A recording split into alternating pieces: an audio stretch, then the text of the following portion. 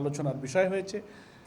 রাষ্ট্র সংস্কার, গণহত্যার বিচার ও জাতীয় নির্বাচনের পদ্ধতি নিয়ে রাজধানীর একটি হোটেলে এই সংলাপের আয়োজন করে ইসলামী আন্দোলন বাংলাদেশ। এতে অংশ নেন বিভিন্ন রাজনৈতিক দলের শীর্ষস্থানীয় নেতারা।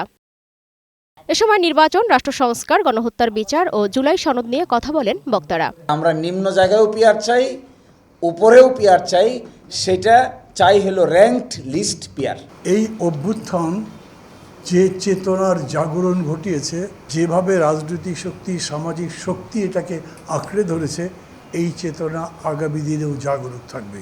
অনুষ্ঠানে জামায়াত ইসলামের সেক্রেটারি জেনারেল মিয়া গোলাম পরোয়ার বলেন, নির্দিষ্ট কোনো দলের বিরোধিতার কারণে ঐকমত্য আটকে রাখা যাবে না। যে সমস্ত রাজনৈতিক দল এই পিয়ারের পক্ষে আছে তাদের মধ্য থেকে এক্সপার্ট, স্কলার, লয়ারকে সমন্বয়ে আমরা একটা টিম করতে পারি, করে তারা ওয়ার্ক করুক, করে একটা জাতীয় কনভেনশনের আলোচনা করতে পারে এবং সেটা একটা ফর্মুলা দাঁড় করিয়ে জাতির কাছে আমরা পেশ করতে পারি। নিশ্চয়ই এর বিরোধিতা যারা করছেন তাদের যুক্তি এখানে কিন্তু দুর্বল হয়ে যাবে।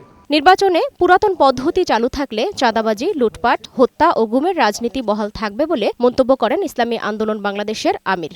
আমরা 5ই আগস্টের পরে এই দেশটাকে সুন্দর করার লক্ষ্যে আমরা যে পদ্ধতির কথা বলেছি, আসলে বাস্তবতা হলো এতটুকুই যে উভয় পক্ষে পিয়ার আসলে এটা বাস্তবতা আর এটাই প্রয়োজন।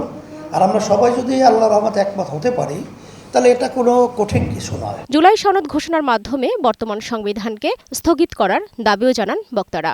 জনস্বার্থে যে কোনো ত্যাগ, স্যাক্রিফাইস করতে আমরা প্রস্তুত আছি। সালমা জাহান মুক্তা, বৈশাখী সংবাদ, ঢাকা।